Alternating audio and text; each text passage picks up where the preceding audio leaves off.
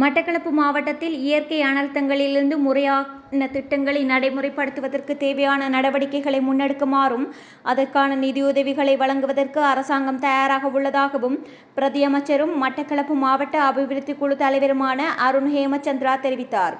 மட்டக்களப்பு மாவட்டத்தின் அனர்த்த நிலைமைகள் குறித்தும் அதன்போது முன்னெடுக்கப்பட வேண்டிய செயற்பாடுகள் எதிர்காலத்தில் அனர்த்தத்தினை முகம் கொடுப்பதற்கு தேவையான நடவடிக்கைகள் குறித்தும் ஆராயும் விசேட உயர்மட்ட கூட்டம் இன்று மட்டக்களப்பு மாவட்ட செயலகத்தில் நடைபெற்றது.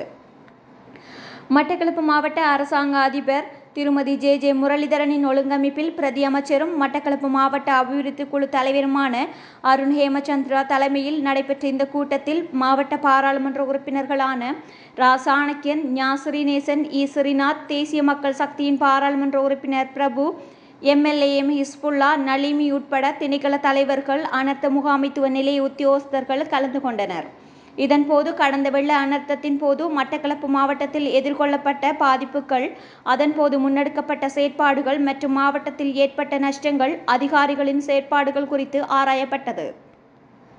அத்துடன் அனர்த்தத்தினால் பாதிக்கப்பட்ட மக்களுக்கு முன்னெடுக்கப்பட வேண்டிய செயற்பாடுகள் மற்றும் நிவாரண நடவடிக்கைகள் குறித்தும் விரிவாக ஆராயப்பட்டது. விசேடமாக செங்கலடி பகுதியில் சட்டவிரோத மண்ணகழ்வில் அதிகளவானோர் ஈடுபடுவதனால் வயல் நிலங்கள் பாதிப்புக்குள்ளாகியுள்ளது தொடர்பாக கலந்துரையாடப்பட்டு தற்காலிகமாக குறித்த பகுதிக்கான மணல் அகழ்வு அனுமதி பத்திரங்களை இடைநிறுத்தி வைப்பதற்கான தீர்மானம் மாவட்ட அபிவிருத்தி குழு தலைவரினால் முன்வைக்கப்பட்டு நிறைவேற்றப்பட்டதுடன் விவசாய பாதிப்புக்கான நஷ்ட ஈடு வழங்குதல், போக்குவரத்து, கல்வி மற்றும் வெள்ளத்தினால் பாதிக்கப்பட்ட மக்கள் மீண்டெழுவதற்கு தேவையான ஏனைய விடயங்கள் தொடர்பாகவும் இதன்போது விரிவாக கலந்துரையாடப்பட்டது. இதன்போது மாவட்ட மேலதிக அரசாங்க அதிபர்களான சுதர்சினி ஸ்ரீகாந்த், நவரூப ரஞ்சினி முகுந்தன், மாவட்ட அனர்த்த முகாமைத்துவ உதவி பணிப்பாளர் ஏ.எஸ்.எம். சியாத், மத்திய மற்றும் மாகாண நீர்ப்பாசன திணைக்கள அதிகாரிகள், உள்ளூராட்சி மன்றங்களின் செயலாளர்கள், ஆணையாளர்கள், மாவட்ட செயலக அதிகாரிகள், பிராந்திய சுகாதார சேவை அதிகாரிகள், கல்வி திணைக்கள அதிகாரிகள், மீன்பிடி விவசாய திணைக்கள அதிகாரிகள், வீதி அபிவிருத்தி திணைக்கள உத்தியோகஸ்தர்கள் மற்றும் துறை சார்ந்த திணைக்களங்களின் அதிகாரிகள் என பலர் கலந்து கொண்டனர்.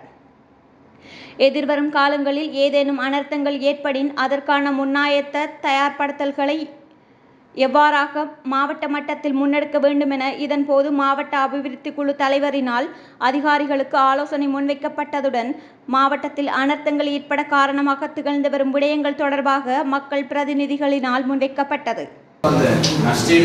மதிப்பீடு செய்யப்படும் இந்த விஷயங்கள் தான் முக்கியமாக பேசப்பட்ட. எனக்கு அந்த விவசாயிகள் விஷயத்தில் நான் பார்த்த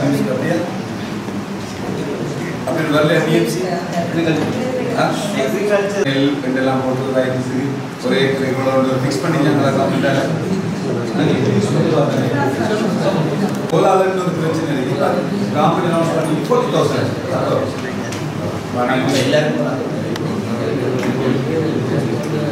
மழை பெஞ்சு ஊருக்குள்ள தண்ணி ஊருக்குள்ள விட குளங்கள் திறந்ததால பாவி நிறைஞ்சி ஊருக்குள்ள போனதால் பிரச்சனைக்கு காரணமாக இந்த மழை பெய்யறதில்ல, அப்படியே தண்ணி அவ்வளவு வரும் ஆற்றுல.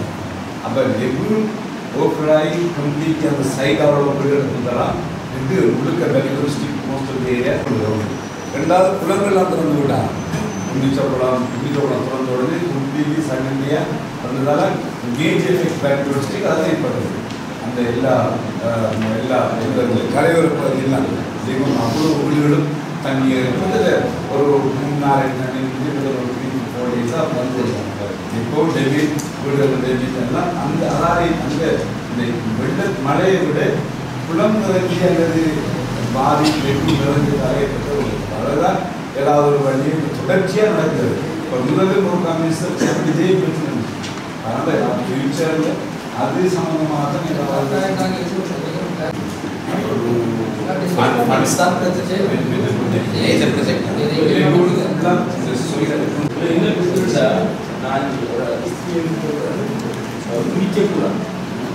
குளம் கம்ப்ளீட்டாக திறக்கப்பட்டது.